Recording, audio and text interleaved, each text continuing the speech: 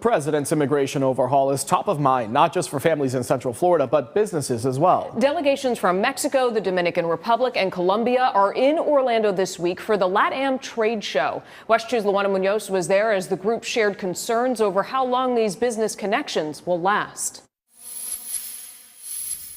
Well, the consulates of Mexico, the Dominican Republic, and Colombia were very clear that they want to see business ties strengthened between the United States and Latin America, while also addressing many of the fears and concerns that their constituents have and are dealing with right now. Having the community well informed about not just their responsibilities, but also their rights. Colombian Consulate Cesar Gonzalez was joined by the consulates of the Dominican Republic and Mexico Thursday to promote the LATAM Trade Show Orlando and Port Tampa Bay starting next week.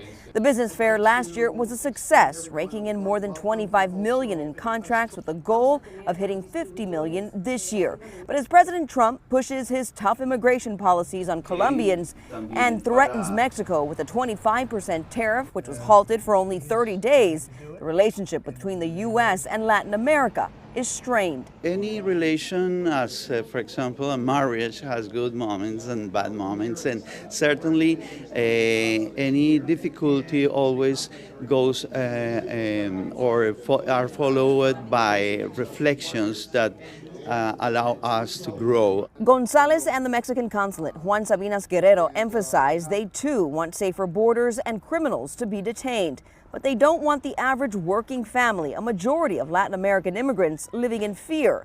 Guerrero said he met with ICE agents last week and was reassured they would not enter schools. The consulates also said their role is to inform the people of their rights and how to navigate their work legally. We have here every day, Monday to Saturday, attorneys for all the community, Hispanic community. Those services are paid for by the Mexican government. Sabinas said Trump's recent talks with Mexico's President Claudia Sheinbaum Pardo were successful, at least for now.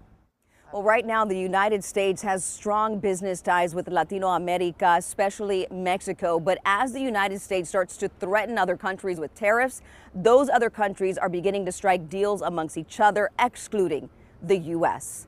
Covering Orange County tonight from the Mexican consulate in Orlando, I'm Luana Munoz, WESH 2 News.